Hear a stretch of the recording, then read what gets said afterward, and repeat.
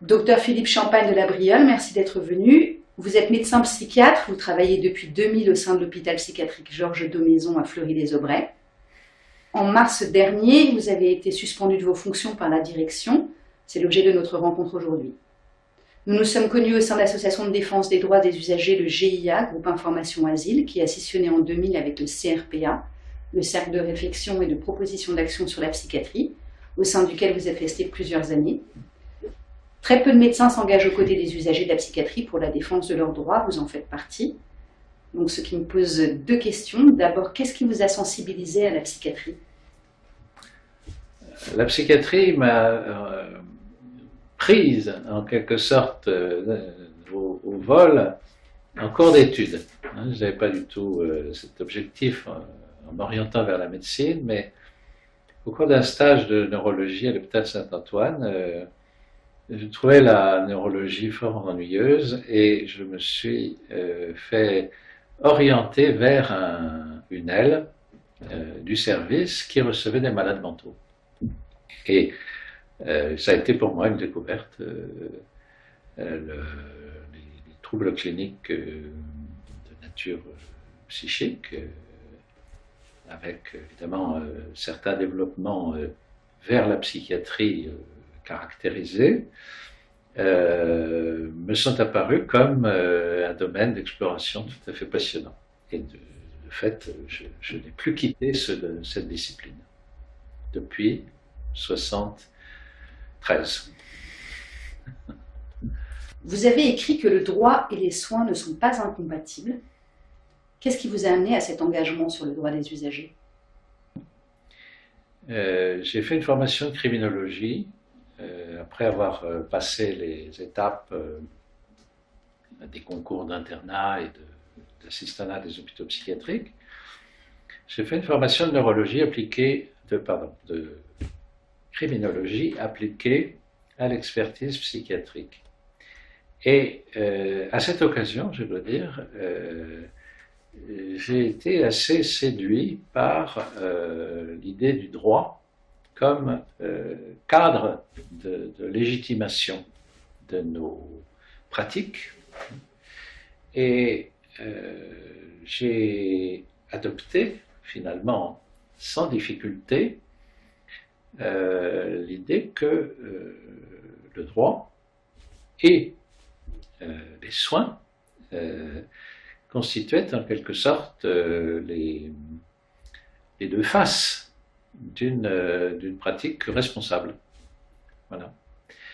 Donc ce cadre légal, cette importance du cadre légal et son impact sur les évaluations à la fois éthiques, morales, enfin tout ce qui touche un peu à la conscience humaine, quand on s'observe soi-même et que l'on porte un regard critique sur ses comportements, ne peuvent ignorer le cadre légal qui définit à la fois des droits et des devoirs à travers un langage qui est normalement fédérateur. Fédérateur, il doit l'être. L'est-il ?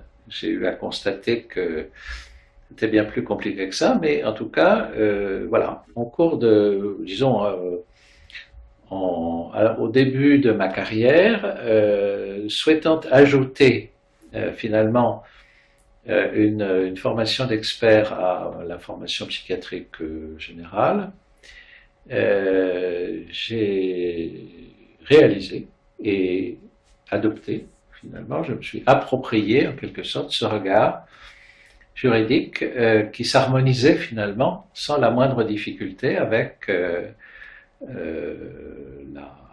la légitimation des actes soignants sur lesquels j'aurais évidemment des comptes à rendre, tant aux patients qu'aux instances susceptibles de m'interpeller. Mais dans la pratique ?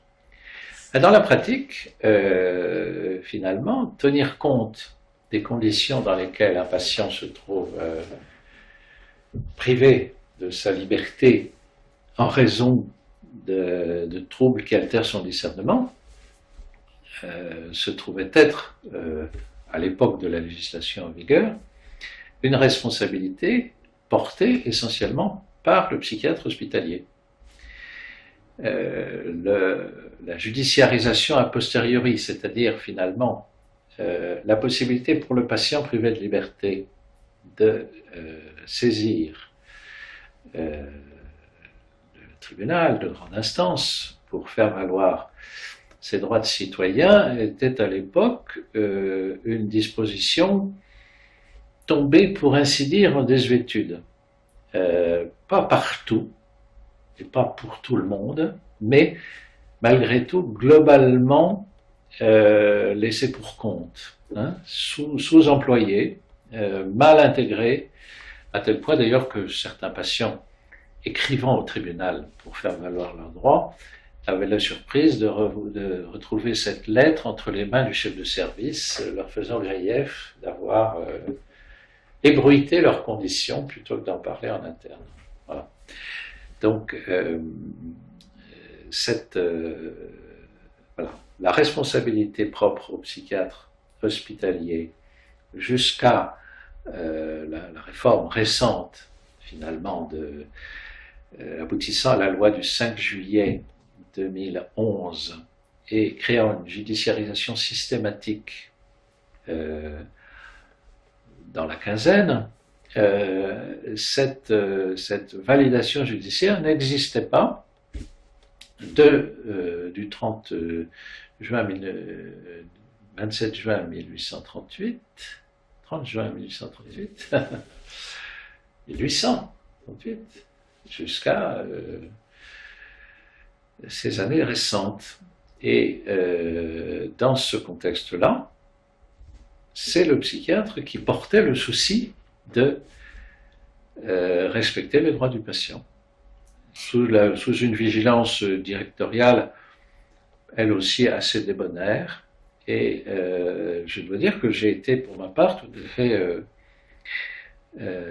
séduit par cette responsabilité propre que d'avoir à rendre compte, finalement, sous la forme de certificats légaux, d'une observation dont la clinique est authentiquement médicale et dont les décisions qui s'en suivent s'inscrivent dans un cadre juridique en vigueur. Voilà, donc faire un travail à double portée, si on peut dire, médicale et légale. On la concentre habituellement sous le vocable médico-légal. Voilà, je me suis disposé, non seulement de bon cœur, mais avec un réel enthousiasme, à exercer une pratique médico-légale, voilà, qui me reste toujours précieuse, même si j'en suis, comme vous le savez, privé actuellement. Vous avez travaillé dans plusieurs hôpitaux psychiatriques. Oui. Vous avez pu constater des défaillances sur le respect des droits des patients. Oui, alors en fait, cette notion de défaillance, finalement, était présente dans l'esprit de beaucoup quand il s'agissait d'aborder la question de la psychiatrie publique, l'idée que finalement les personnes qui sont internées ne le sont pas à bon droit, ou que des gens qui devraient l'être ne le sont pas, est un paradoxe qui est tout à fait présent dans l'esprit du grand public. Et je dois dire que ce souci de n'interner personne sans raison, et sans respecter le cadre légal pour y parvenir, ou le maintenir à bon escient, finalement, je ne prétendrai pas faire partie des rares qui en avaient le souci. Je pense que ce souci était répandu. Mais il s'avère que, après, un certain nombre de pratiques locales tendent à prendre le dessus, finalement, et on peine finalement à les bousculer. Je prends un exemple, le certificat de 24 heures, qui doit être fait dans les premières 24 heures de l'arrivée du patient, pour justifier l'admission, n'était pas forcément fait strictement dans les 24 heures. à l'époque, c'est-à-dire avant la loi de 90, quelqu'un qui arrivait tard la veille du jeudi de l'Ascension, si vous voulez, pouvait bien avoir son 24 heures le lundi d'après. Bon, je l'ai vu, donc je peux le dire. Mais tout le monde en faisait autant. Fallait-il à l'époque? Bon. Ça va changer avec un changement législatif qui va lui-même suivre la découverte qui s'appelle le fax. C'est-à-dire que finalement, le fax envoie, et ça arrive tout de suite, et donc on sait exactement à quelle heure. Ce qui jusque-là a été laissé à l'aléatoire de la poste a pu être donc rédigé. Voilà, pourquoi faire un certificat strictement dans les délais si la poste elle-même va avoir les lenteurs que l'on imagine avec les jours fériés, etc. C'est un exemple, hein, on pourra le qualifier de bénin ou de plus embarrassant, pourquoi pas. Mais il y a des pratiques. Voilà. Et les pratiques sont comme la pratique du langage, si vous voulez, elles atténuent les aspérités du langage, elles atténuent les contraintes. Voilà. Et donc, il faut porter finalement en conscience, on va dire, et puis en même temps collectivement, ou peut-être aussi par le rappel créé par un incident et éventuellement une réclamation, il faut régulièrement revoir les pratiques pour en repérer la conformité à ce qui est attendu du corps de métier que nous présentons. Voilà, donc cette remise à niveau, ce toilettage des pratiques est une chose que j'ai également régulièrement connue. Hein. Les choses ont changé quand est intervenu en 91, c'est-à-dire l'année d'après la loi de 90 remettant donc réintroduisant, on va dire, plus de rigueur dans l'application de la loi de 1838. Donc, un an après cette loi, apparaît une loi portant réforme hospitalière qui est qui a une véritable nouveauté, à savoir qu'elle place le corps médical en subordination du directeur, ce qui n'était pas le cas auparavant. Le praticien hospitalier, qui ne portait ce nom que depuis quelques années, était un sujet du ministère. Voilà. Maintenant, il devient donc, il est placé sous l'autorité du directeur. Et à partir de cette loi-là, sur un temps relativement long, je vais expérimenter finalement des pressions consistant à obtenir du médecin des pratiques qui ne sont pas exactement celles que la loi réclame. Voilà. Et alors, de l'étonnement initial, j'ai été amené à former l'hypothèse, selon les réactions plus ou moins vives, me contestant le droit de me référer à la loi directement, je vais constater que une politique de management humain, et médical en particulier, tente à imposer les pratiques et non pas le texte de loi. Voilà où en est l'embarras que je porte depuis ces années, c'est-à-dire que l'engagement, finalement, pour mettre en valeur le droit du patient s'avère progressivement être également un engagement pour permettre au médecin d'être pour son patient celui qu'il doit être et non pas celui qu'on l'assigne à être, c'est-à-dire un être essentiellement de conformité et d'obéissance. Pour revenir à l'histoire qui nous amène à nous rencontrer aujourd'hui, au mois de mars dernier, vous étiez de garde à l'hôpital Georges Daumaison. Que s'est-il passé ce jour-là? Alors, en garde, le 3 mars, qui était un vendredi, la chose a son importance, en fin de semaine, donc, et à 19h, on m'appelle pour ce qui apparemment est une formalité, à savoir signer un document qui confirme que le patient peut sortir, patient décédé, donc une situation quand même qui n'est pas quotidienne, hein. Patient décédé, le corps du patient peut quitter le service. C'est une disposition de ce qui était ce qu'on appelait le Code des communes, c'est-à-dire que le maire étant magistrat en charge de l'état civil, de la validation de l'état civil, le maire est informé à la fois du décès par le certificat de décès et en même temps par la confirmation du responsable hospitalier qu'il n'y a rien à redire aux circonstances de ce décès. Et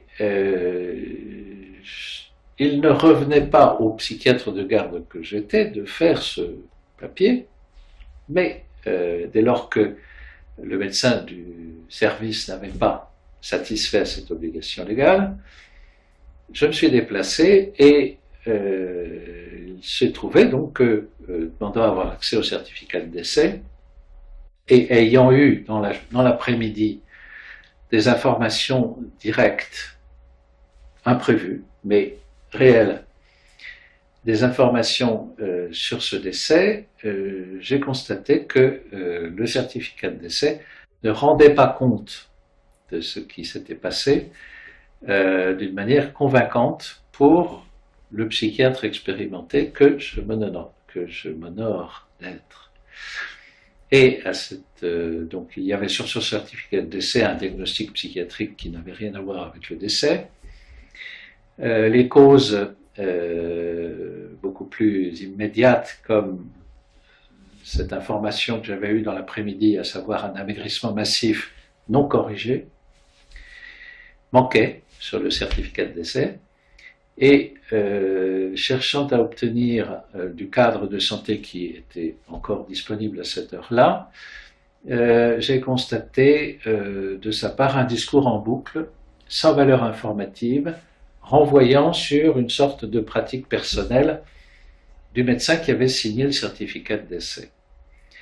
La patiente était hospitalisée en milieu psychiatrique, aucun psychiatre apparemment ne s'était penché sur son cas, et qui plus est, donc, une infirmière arrivait ingénue pour informer la cadre de santé que le corps était bien parti, alors que l'affaire restait en débat. Donc j'ai refusé de signer la sortie du corps. Voilà. En vertu de l'expérience acquise, des informations rassemblées, et je m'attendais à ce que un médecin légiste soit dépêché sur les lieux, comme ça arrive couramment quand le certificat de décès n'est pas signé ou signable, et ça n'a pas été le cas. J'ai rendu le lundi, c'est pour ça que je précisais que c'était un vendredi, j'ai rendu le lundi un compte-rendu détaillé à différentes instances qui n'ont pas daigné répondre, et voyant qu'il y avait manifestement une mauvaise foi ou une communication défaillante qui avivait mon embarras, j'ai transmis au service du procureur la pièce établissant mon refus. Voilà.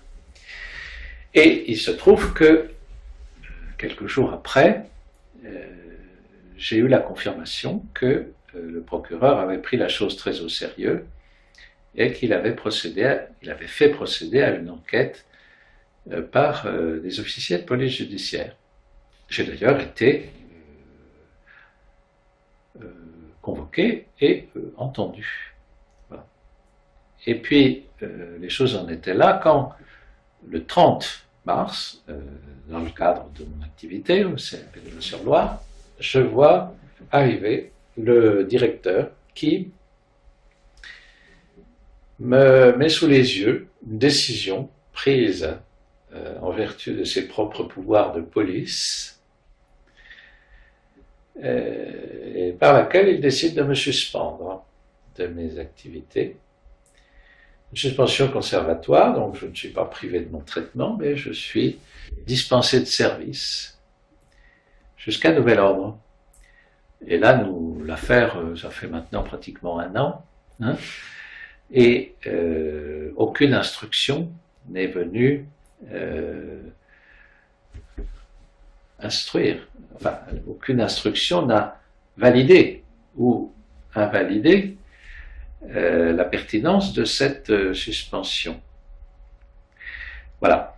À cette occasion, j'ai découvert, noir sur blanc, hein, que le médecin qui avait rédigé le certificat de décès et qui avait d'ailleurs négligé de répondre à mes propres courriels, avait déposé une plainte à mon encontre devant le conseil départemental de l'Ordre des médecins du Loiret, et que sous la forme de ce qui s'appelait une monition de la présidente de la commission médicale d'établissement, et qui en fait était une pétition me désignant comme un danger pour la communauté médicale, eh bien, j'ai vu que les choses avaient pris des proportions, donc, dont j'espérais que l'ordre les perçoive comme contradictoire avec l'indépendance professionnelle du praticien. Et j'espérais également que finalement l'enquête du procureur débouche éventuellement sur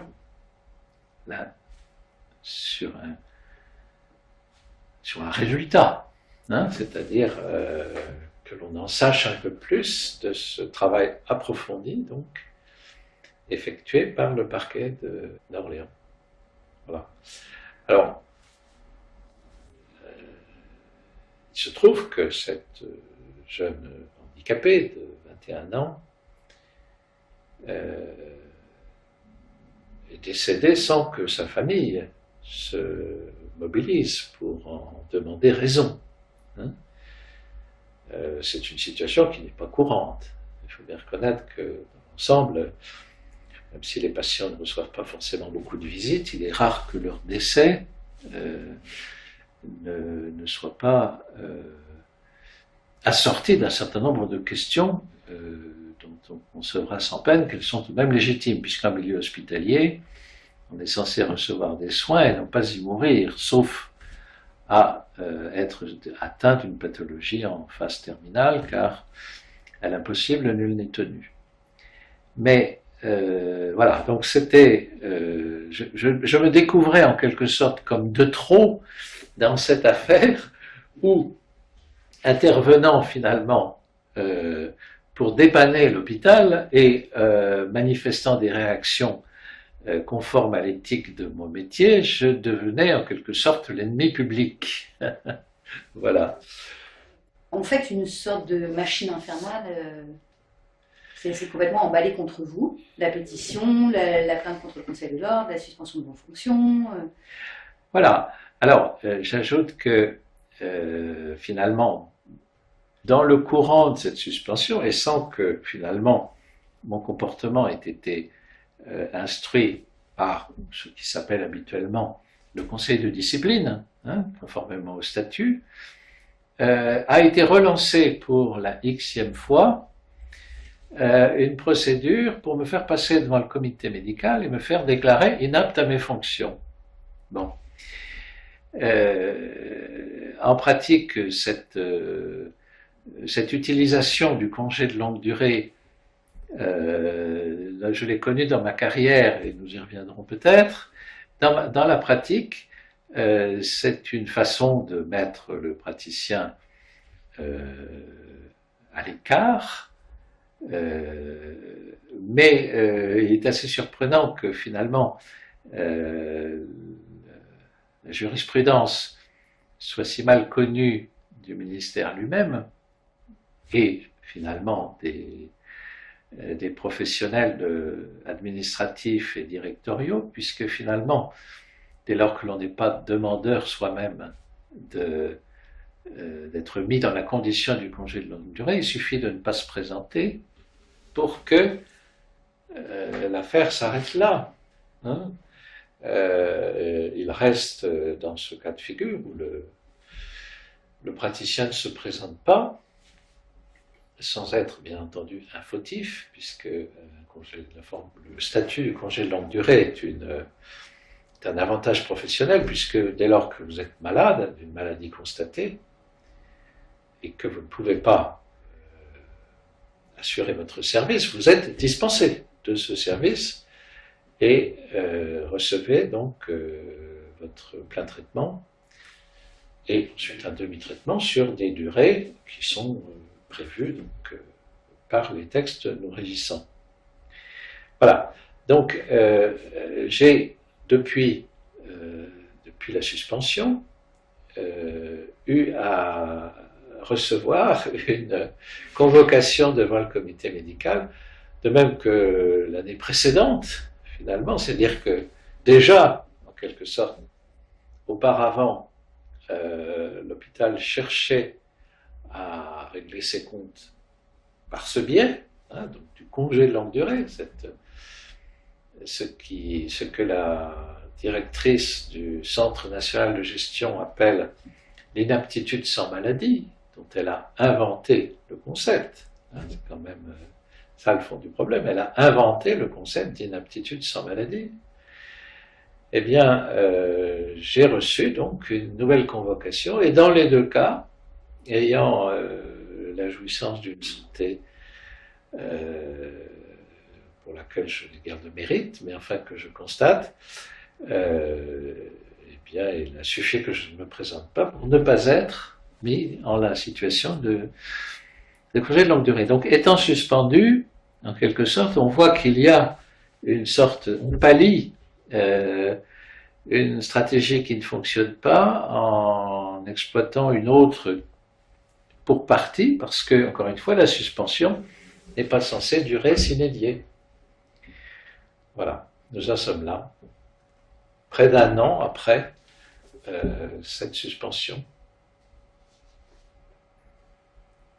Vous attaquez ces prises de décision ? Alors, pour l'instant, la prise de la suspension n'est pas encore attaquée. J'ai fait les recours gracieux à ce sujet, qui n'ont bien évidemment rien donné. Ils seront attaqués en fonction de la durée, et pour que la gravité de ce phénomène soit bien perçue dans son amplitude. Hein, donc, devant le tribunal administratif, j'ai 3 ans pour attaquer cette décision. Et donc, pour l'instant, sur les conseils de mon avocat, nous avons commencé par attaquer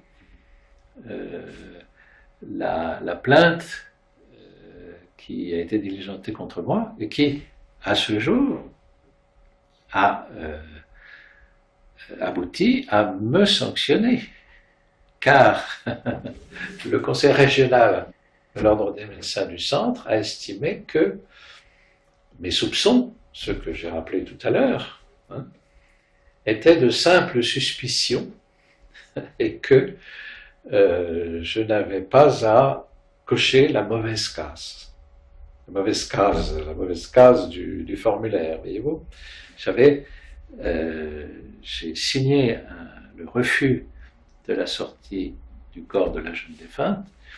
Si j'avais signé l'autorisation du corps, de sortie du corps, il n'y avait pas d'affaire. Cette jeune morte, dont la famille ne s'est pas investie, était en quelque sorte un non-événement dans le paysage hospitalier. Voilà. En pratique, quand vous refusez de signer ce document d'accord de levée du corps, quelle est la procédure ? Alors, encore une fois, cette décision qui relève d'un texte législatif du Code des communes appartient normalement au chef de service hospitalier, qui n'est pas mon cas. J'ai été appelé pour pallier l'absence de ce formulaire qui est logiquement nécessaire.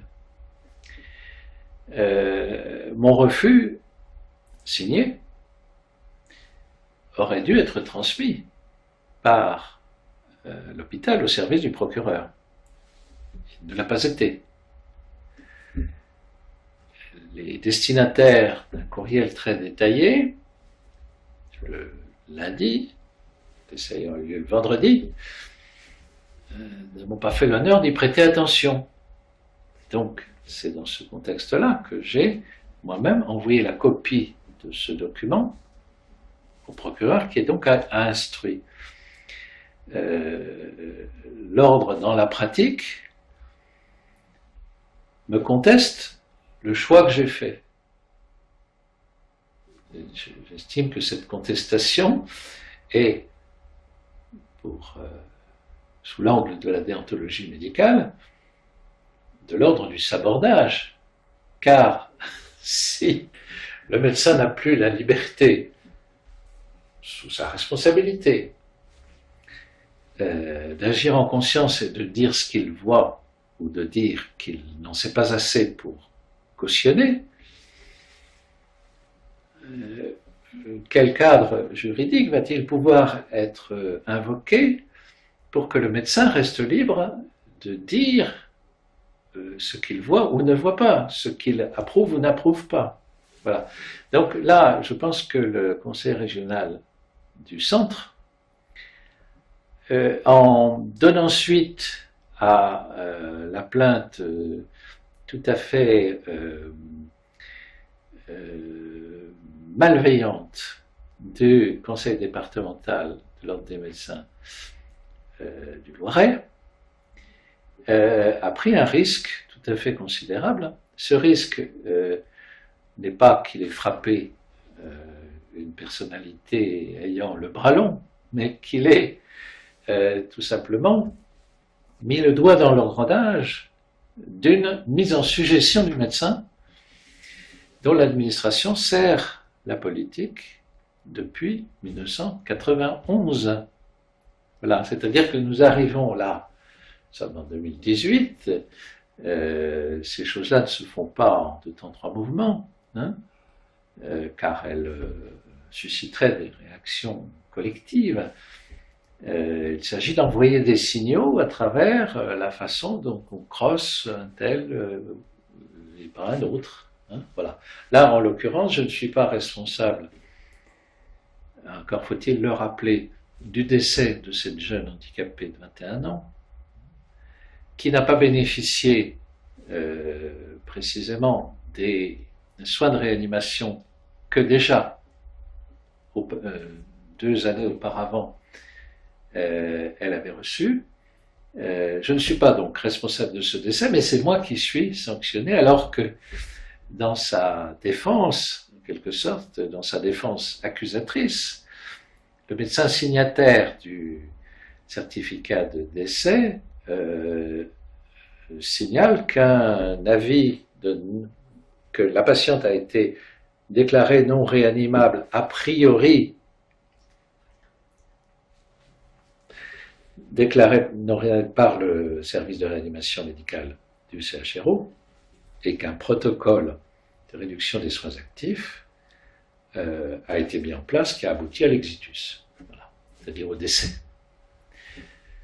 Mais celui qui est sanctionné, c'est moi. Voilà, on en est là. J'ai fait appel devant le Conseil national de l'ordre.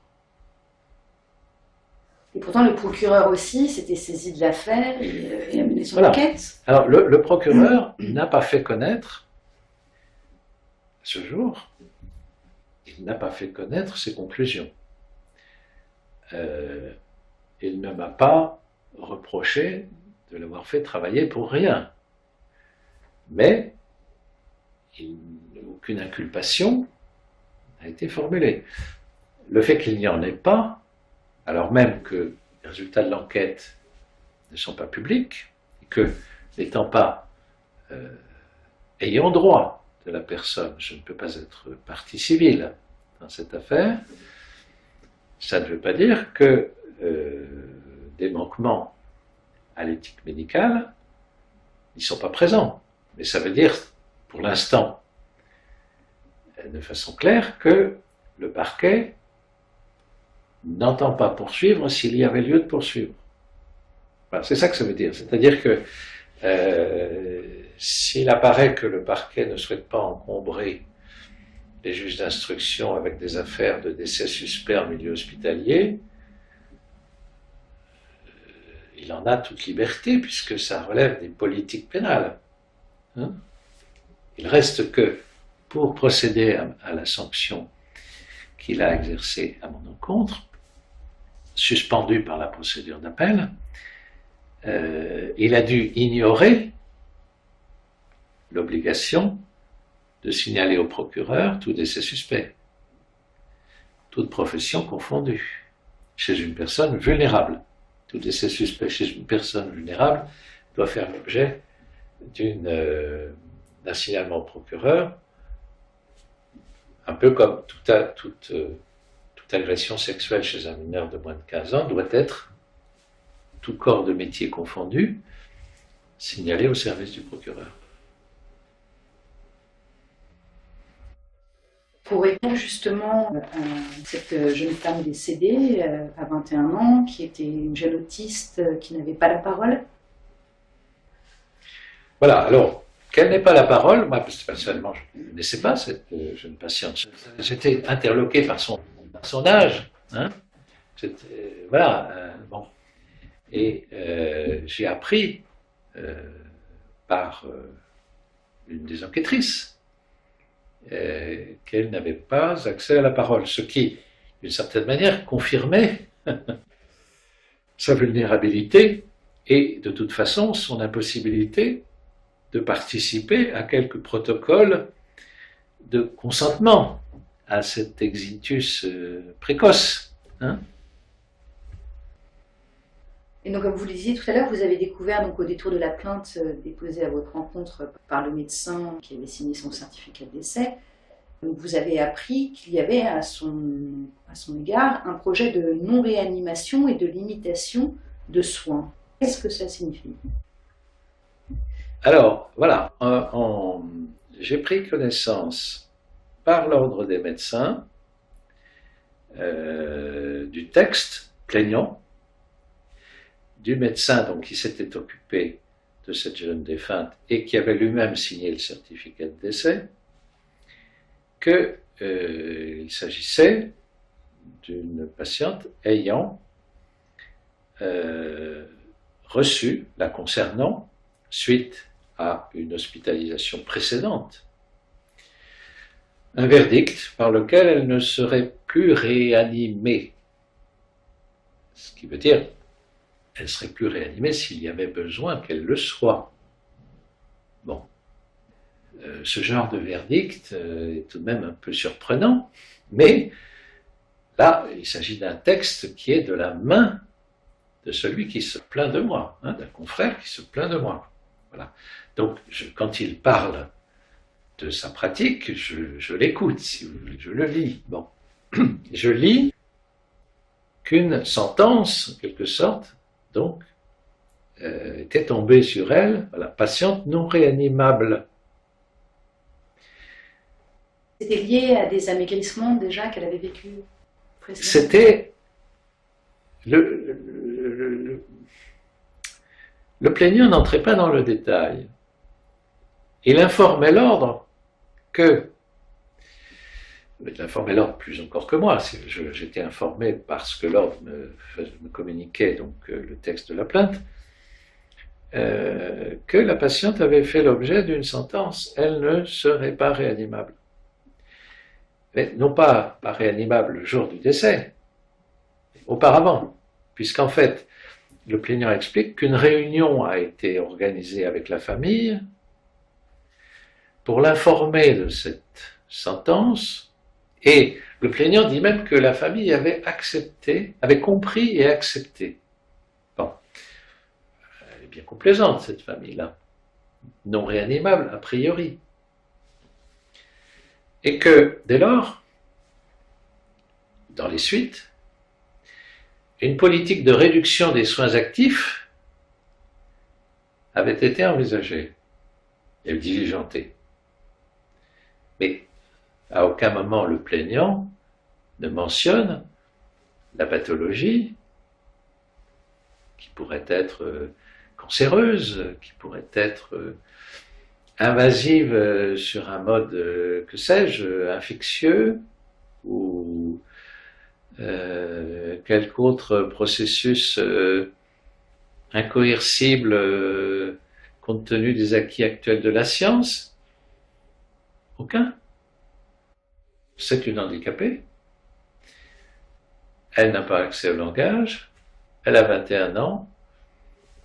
Et elle est morte. Elle est morte de quoi? Si ce n'est d'un processus de réduction des soins actifs. Vous voyez? Donc, alors, on sait que, in fine, elle aurait été emportée par une pneumopathie. Bon, mais une pneumopathie sur un organisme qui a perdu 30% de son poids, la bactérie ou le virus qui attaque les poumons est là opportuniste. Hein. L'organisme est déjà en grande difficulté. Et c'est là que la réanimation médicale aurait dû être appliquée, comme me le dira l'enquêtrice. Elle a été appliquée déjà 2 années de suite, non pas l'année précédente, mais encore avant. Bon, donc cette patiente handicapée est sujette à des épisodes où elle maigrit. Voilà. Et donc elle est en psychiatrie. Les causes de l'amaigrissement à travers l'anorexie qu'elle suppose pas pouvait donner lieu à un avis psychiatrique pour qu'elle soit en quelque sorte plus vivante et se nourrisse de meilleur gré. Hein. De cela, seule l'enquête du procureur donne les détails. Mais dans la plainte, le plaignant, lui, le médecin, le confrère plaignant, il se plaint du fait que j'interfère avec un programme. Ce programme, c'était réduction des soins actifs, patiente non réanimable. Comment pouvait-elle s'en sortir? Alors même qu'il n'entend même pas faire valoir un diagnostic somatique, physique, qui la condamnerait, et par rapport auquel l'absence d'acharnement apparaît très raisonnable. Hein. Oui, ça c'est la définition en fait de la réduction. Alors, qu'est-ce qu'on réduit? Quel genre de soins suit-elle? Qu'est-ce qui est à soigner, si ce n'est son amaigrissement au moment considéré? On ne le sait pas, il n'en parle pas. Hein, je réduis les soins actifs pour un enfant qui a un cancer, une leucémie, on va dire, au dernier degré. On a pris l'avis d'un centre spécialisé, ils sont dépassés. On ne peut rien faire, on informe la famille. À ce moment-là, on entre en quelque sorte dans une stratégie qu'on appelle palliative. Hein, on accompagne, on accueille, on soulage. Et puis le décès survient quand, malheureusement, la pathologie a le dernier mot. Hein. Mais dans la plainte, nous savons ce qu'ils ont décidé de ne pas faire, mais nous ne savons pas ce qui condamnerait la patiente. Vous voyez? Et si elle était condamnée? Voilà. Récemment, l'hôpital de Maison a été condamné par le tribunal administratif suite au décès d'une autre jeune femme en mars 2000, alors qu'elle était placée en chambre d'isolement. Vous avez eu connaissance d'autres cas de décès? Oui. Alors, ces cas arrivent. Alors, ce que je sais, moi, officiellement, puisque tout médecin hospitalier n'est pas témoin de tout ce qui se passe à l'hôpital, c'est qu'en 2016, début 2016, donc en commission médicale d'établissement, l'une des chefs de pôle en charge de la commission destinée à veiller à l'application de la législation sur les chambres d'isolement, nous a informé qu'en 2015, il y avait eu 3 décès en chambre d'isolement dans l'établissement. En 2015, là, le jugement que vous venez de rappeler, c'est 2010. Hein, voilà. Alors, peut-être y a-t-il entre ces 2 dates d'autres événements de cette nature. Ça, je ne peux rien dire sur le sujet, non pas par rétention, mais par défaut d'information.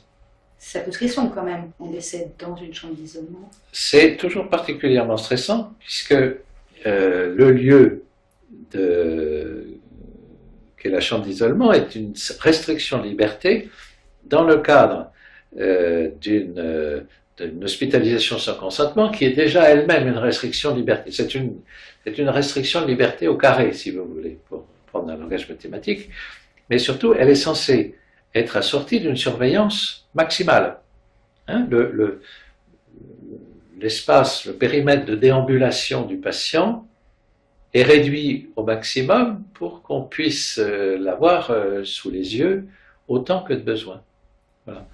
Donc, le jugement du reste qui a frappé le CHD Georges Daumaison porte sur le défaut de surveillance. Hein.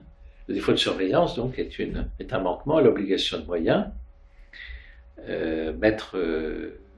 Prescrire la chambre d'isolement engage le psychiatre à la sortir d'une surveillance, justement, dont il donne lui-même l'amplitude, le tempo et les modalités de restitution.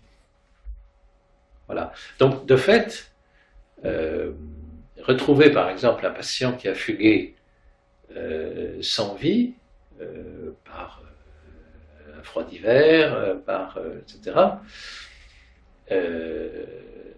et notamment si c'est une personne qui était en hospitalisation libre, qui a voulu quitter l'hôpital sans passer forcément par la porte d'entrée, ce type de situation n'engage pas nécessairement la responsabilité de l'hôpital, car une personne en service libre a le droit de quitter l'hôpital. Hein, à ses dépens, même si, bien entendu, s'il s'agissait d'une personne se mettant en danger, un cadre légal aurait pu être activé. Mais là, c'est une situation d'école que j'évoque là. Dans le cas précis, le tribunal a condamné un défaut de surveillance, c'est-à-dire que finalement, la chambre d'isolement sans surveillance, ça ne peut pas se faire. Voilà. Ou sans surveillance suffisante, c'est une sorte de contradiction dans les termes.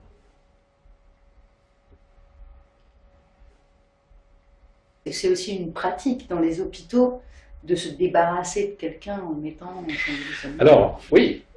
Oui, c'est-à-dire que c'est une façon de juguler, par exemple, une personne turbulente qui se montre éventuellement inquiétante, tant pour elle que pour d'autres patients ou pour les soignants.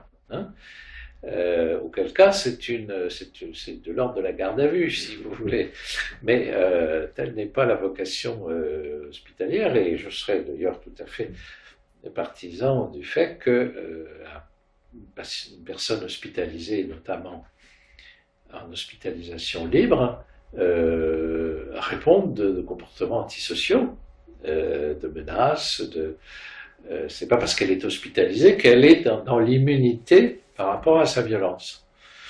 Mais quoi qu'il en soit, j'ai constaté et déploré à plusieurs reprises, j'ai même fait des écrits sur le sujet qui n'ont pas eu beaucoup plus de succès, je dois dire, que ceux que j'ai pu envoyer à propos de l'affaire récente dont nous parlions, hein, mais j'ai constaté que des internes s'autorisaient à mettre en chambre d'isolement et je leur ai rappelé à chaque fois à leur grande âme d'ailleurs, que la législation avait prévu autre chose. Eux-mêmes se réclamaient des pratiques. Des pratiques, c'est-à-dire, ça se fait, ben oui, ça se fait, mais c'est pas légal. Si c'est pas légal, il faut faire autrement. Voilà, c'est pas très compliqué du reste. La législation en psychiatrie n'a pas la complexité du droit du travail. Vous voyez? Donc, si l'on veut faire les choses de façon conforme au droit, ça n'est pas un casse-tête. C'est un esprit, je dirais, et c'est parfaitement faisable. Le drame, c'est que justement ceux qui font autrement protestent. Mais ils protestent dans un vase clos, c'est-à-dire là où finalement ils se pensent majoritaires. Et dès qu'on sort de ce champ clos et que l'on se retrouve face à des juristes, la faiblesse de l'argumentation par le mimétisme apparaît. Elle apparaît. Elle apparaissait aussi à l'ordre des médecins, mais peut-être se passe-t-il à l'ordre des médecins des choses nouvelles. On sera fixé, j'imagine, assez rapidement. Pour revenir à votre affaire, justement, ce qui aurait dû être tout à votre honneur, de signaler des contradictions alors qu'un décès est survenu au sein de l'hôpital, se retourne contre vous. C'est pas la première fois que vous vivez le sentiment d'être écarté pour avoir fait votre devoir et que l'hôpital, de son côté, vous écarte en tentant de vous déclarer inapte. Tout à fait. Vous pouvez nous expliquer les précédents avec le même hôpital? Alors, avec le même hôpital, les choses ont commencé très vite à mon arrivée en 2000. Donc, ma carrière était déjà commencée depuis une vingtaine d'années et j'ai constaté justement qu'il y avait des pratiques qui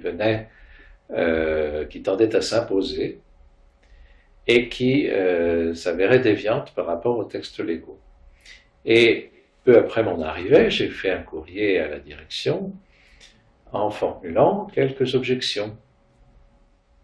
Le directeur m'a répondu très courtoisement en me disant que mes objections pourraient tout à fait être soumises à une commission qu'il se disposait à réunir à cet effet, mais que dans l'immédiat, il me priait de faire comme mes collègues. Ce que j'ai bien évidemment refusé, compte tenu du fait que je venais d'expliquer que la pratique la plus répandue n'a pas vertu normative, sauf si, de sa position de directeur, il entend substituer dans un établissement public sa pensée personnelle à la pensée du législateur. Voilà. Alors, on pourrait trouver que pour quelqu'un qui arrive, il s'agit là d'une approche qui manque un peu de diplomatie, mais j'avais connu déjà sur d'autres sites cette tentative finalement de faire pression finalement pour que le médecin cesse de se référer à sa propre conscience finalement, elle-même nourrie des textes en vigueur. Voilà, ça c'est une nouveauté dont l'acte de naissance est la loi portant réforme hospitalière de 91. Voilà. Qui a vraiment fait date dans ce milieu psychiatrique. Hein. Le médecin a eu longtemps, il faut bien reconnaître, un peu les coups des franges. Hein. Bon. Mais concrètement, l'organisation d'une pratique déviante paraît un peu difficile à croire. Il faudrait développer ça pendant un certain temps, mais l'organisation d'une pratique déviante pour aligner le corps médical sous l'intimidation dans cette déviance-là, c'est, me semble-t-il, le procédé que les hôpitaux incarnent en vertu d'une politique qui, me semble-t-il, vient de plus haut qu'eux. L'inaptitude sans maladie, dont j'ai parlé tout à l'heure, et qui est la stratégie de la présidente, de la directrice du Centre national de gestion des carrières, laquelle a créé donc ce concept pour écarter les praticiens embarrassants, est un exemple de déviance. L'inaptitude sans maladie n'est pas dans le statut des praticiens hospitaliers. Mais si c'est la directrice qui applique sa politique et son pouvoir, et qu'elle est suivie, qu'est-ce que peut faire le praticien ainsi ciblé? Eh bien, à travers des jurisprudences, et c'est là qu'il faut en venir, c'est-à-dire à travers des procédures, eh bien, une jurisprudence apparaît. Et l'un des effets de cette jurisprudence, c'est que on peut maintenant lutter contre l'inaptitude sans maladie, c'est-à-dire la mise en congé de longue durée sans être malade, avec l'espoir secret que vous le deveniez après sous l'opprobre du congé de longue durée, eh bien, il suffit tout simplement de ne pas se rendre à la convocation. C'est un arrêt de la Cour du Conseil d'État du 15 juillet 2008, dans une affaire m'opposant déjà donc à la préfecture et à l'hôpital Georges de Maison de Fleury-les-Aubrais. Voilà, donc en fait, il y a un combat, si vous voulez, il y a un combat mené par les institutions qui sont compétentes, on va dire, mais qui utilisent cette compétence dans un objectif de transformation du climat hospitalier par la création du concept d'une communauté qui assigne finalement les uns et les autres à la similitude des pratiques. Voilà. C'est-à-dire que finalement l'action du CNG, donc Centre national de gestion des carrières, l'action du ministère, on va dire, c'est une action qui tente à rendre désuets, obsolètes, les articles du Code de déontologie qui soutiennent l'indépendance du praticien. Ces articles-là, pour ceux que ça intéresse, c'est l'article 5 et 69. Et au contraire, à privilégier tous ceux qui pourraient donner à penser que les médecins se doivent des rapports de bonne confraternité, qui là, en l'occurrence, sont conçus comme des rapports de mimétisme total. Voilà. Donc je pense qu'il y a manifestement, et ce sont des hypothèses qu'on peut difficilement exposer autrement son point de vue, si ce n'est sous forme d'hypothèse, puisqu'il faudrait en quelque sorte les explications des protagonistes, des gens de pouvoir.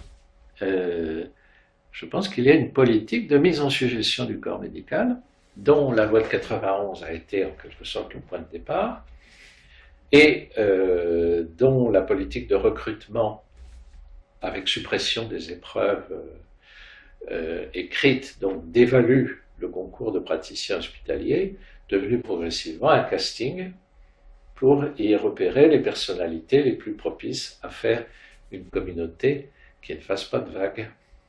Voilà, c'est mon point de vue, je le soutiens et je le soumets en quelque sorte à l'évaluation d'autres collègues qui pourraient apporter leur témoignage, soit dans ce sens, soit à contrario. En pratique, quand vous aviez été suspendu en 2002 de vos fonctions. Alors, en 2002, toute fin 2002, j'ai été placé en congé de longue durée d'office.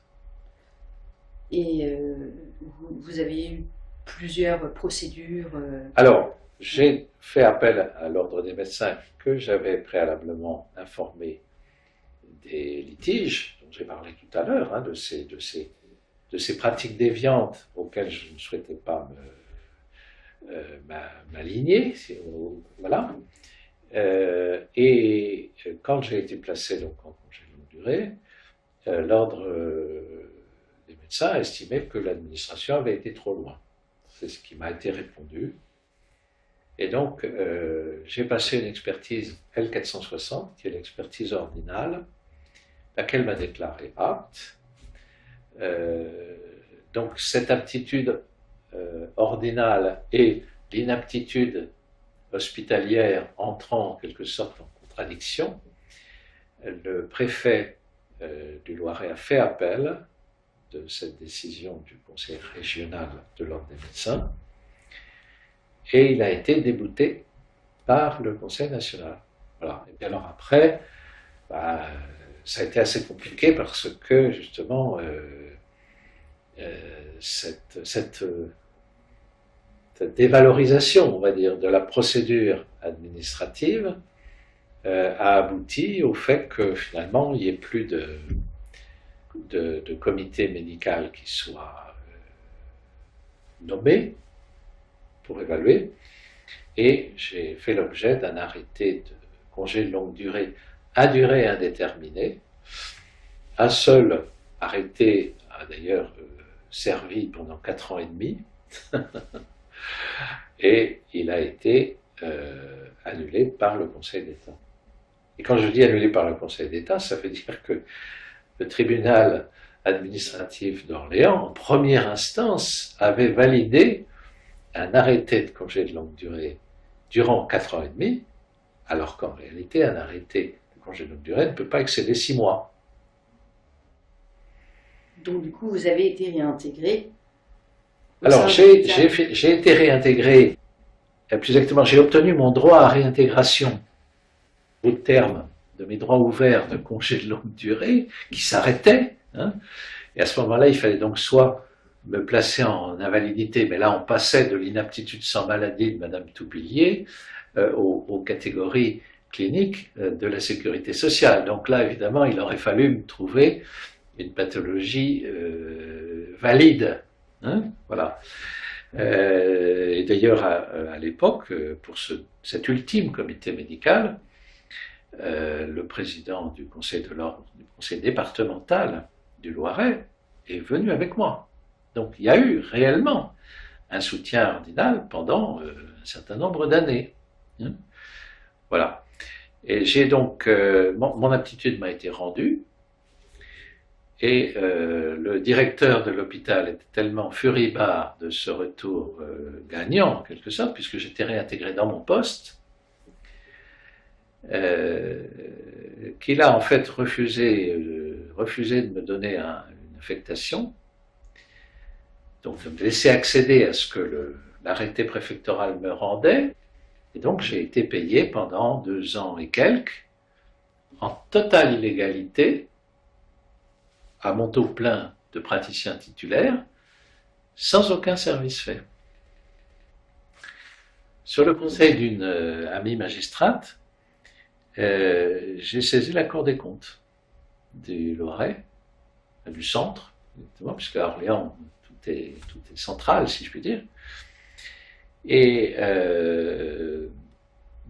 la Cour des comptes n'a pas fait grand-chose, je dois dire, parce que je disais, mais vous voyez, je suis censé faire 161 heures par mois, je n'en fais pas une,